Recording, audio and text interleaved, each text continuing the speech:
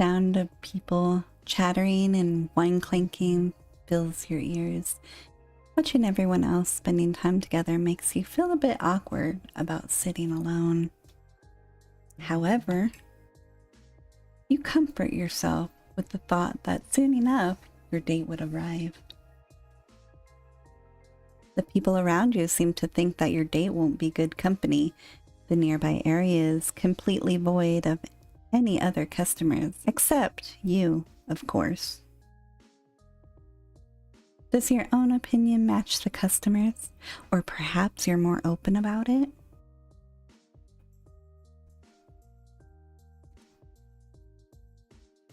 Surely he's not that bad. From what I heard, he's pretty nice when he's not stealing your organs. Hey, quiet, right? Sorry for being late. I had, some things to do. You woke up from your thoughts to find a familiar face at the end of the table. You already sat down and everything. A somewhat nervous smile tugged his lips.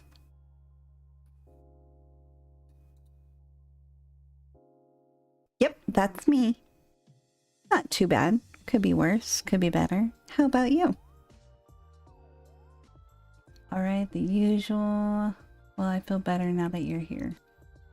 Jack laughs quietly. A smile got stuck on his lips. From what you could see, a slight tint of red appeared on his cheeks. Is that so? I suppose I'm not the only one that's been looking forward to this date, then. You're strangely adorable when you're blushing. Your statement made Jack chuckle, also turned his face 2 shades redder. I certainly haven't been called adorable before, I'll give you that. Right, I think you should order your food. We didn't come here just to chat, right? You give Jack a puzzled look. Aren't you gonna eat anything? I was about to ask you, actually. I took something to eat with me since I don't really like the normal food they serve here. But since I know most people wouldn't like to watch me eat, I'm going to ask if it's alright with you. Oh, and I do have permission to eat here. Sure. So it doesn't bother you? Great. Jack reaches into his pocket of his hoodie and pulls out a red bleeding organ. He takes a bite out of it and then puts it into his plate. The smell is rather strong, and you try not to stare too much at the organ in front of you while you eat your own food. Okay. So what do you like to do? Well, I like to watch TV sometimes. Most of the things on there are pretty stupid, but I suppose that's what makes them so funny. I don't know. It's just amusing to see a professional chef yelling at others about lamb sauce. What about you, though? What do you like? I like watching TV as well. You tell Jack about your favorite shows, movies, and everything. Cool. I've heard about some of those. You and Jack finish your meals. However, it seems that the most disastrous thing that could ever happen during a date is happening right now. An awkward silence. Jack seems to be looking somewhere else, keeping himself busy. But you were fairly certain that he was aware of this situation. And that means it's up to you to fix it. After some thinking, you come up with a genius conversation starter, which is, pickup line, funny joke,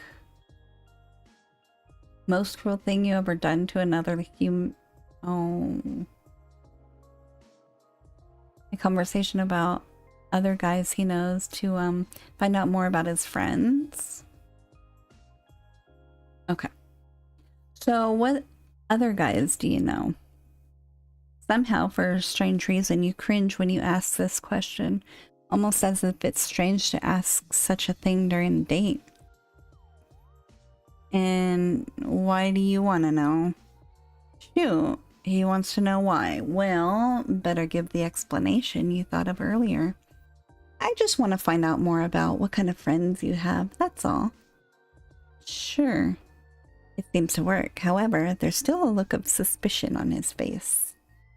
I would only call one of the people I know a friend, and that's Bloody Painter, or Helen. He's not the sort to make unnecessary havoc, and is pretty down to earth. Quiet too. Though, I think he spends too much time fussing over art. He often deals with the bodies I leave behind, so that leaves less cleaning for me too. What about the proxies? Jack rolls his non-existent eyes and almost lets out a sigh. Of course, everyone always wants to know about the proxies. Well, there's Toby. He's okay. Real troublemaker though. So I don't really like to spend too much time around him. The mood swings are pretty bad too. You see, I don't really like people that overreact, and Toby's the definition of overreacting. He's pretty confident most of the time and manages to stay positive, at least when something doesn't make him upset, and I can respect that. Being a proxy isn't easy, and his life sure has been pretty. It's probably good that he doesn't remember half of it, even if he wants to. And let me guess, you want to know more about Maskey? He isn't really a proxy, but he still gets dragged into that stuff. So I really don't want to start poking that problem. Anyways, he's probably the most normal person around. Makes him popular with the ladies. If you're going to keep doing dates like this, I'm sure you'll meet him face to face at some point. He's not just a handsome guy though. He had a pretty rough and looks like he's about to die any second. Reeks of smoke too. So I really don't know why people think he's charming. In my opinion, he's kind of a jerk. Selfish and manipulative. He tries to be organized, but is the exact opposite. Clearly, he has no idea what he's doing with his life. I totally agree. I actually agree with you on most of those things. You do? That's weird, but good. It was about time that I found someone who thinks like me. Things are going pretty smoothly so far. If you want this date to be considered a smooth experience, you have to keep this up. What should the two of you talk about? Okay, let's do philosophy. You and Jack have a deep conversation about the many complications of life. The conversation brushes all kinds of topics from religion to the meaning of life itself. However, the best part was when you talked about morals.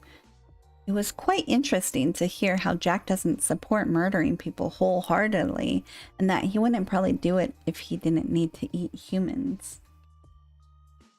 He even said that he supports the thought of a society that follows laws, though his reason was that if everyone went around murdering people, killing would be significantly more difficult for him.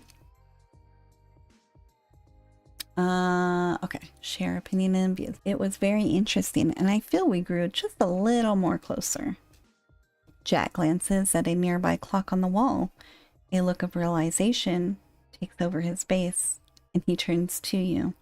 How is he able to see the clock and everything else in the first place? It's a mystery that you'll have to solve some other time. I think you should pay for your food. We don't have much time left. I do as Jack suggests. Simple and straightforward. Also fair because Jack didn't order anything. Now, when the payment is out of the way, the two of you prepare to leave.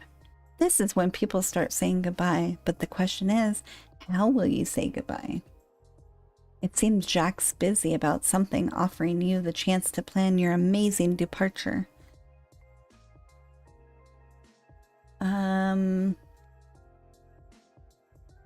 Okay. You can hear your own heartbeat running marathons as you stare into pitch black darkness. No, you had not gone blind from the anxiety of waiting your date to kiss you.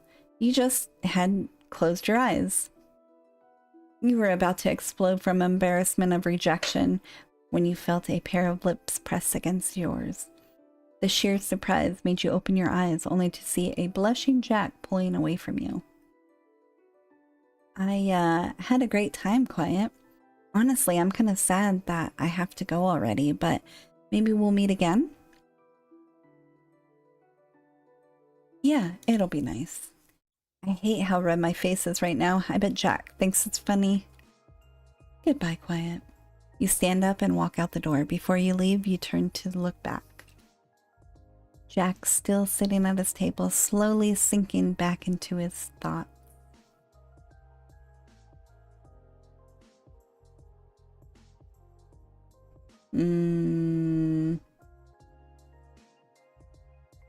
I think you have a nice face. Wait, no, that's weird. I mean, I like your shirt. When you left, Jack found himself hoping that there would have been more time. It was strangely troubling to sit alone once more. He craved company. Your company. The strange feeling made him smile, yet also made him feel lonely.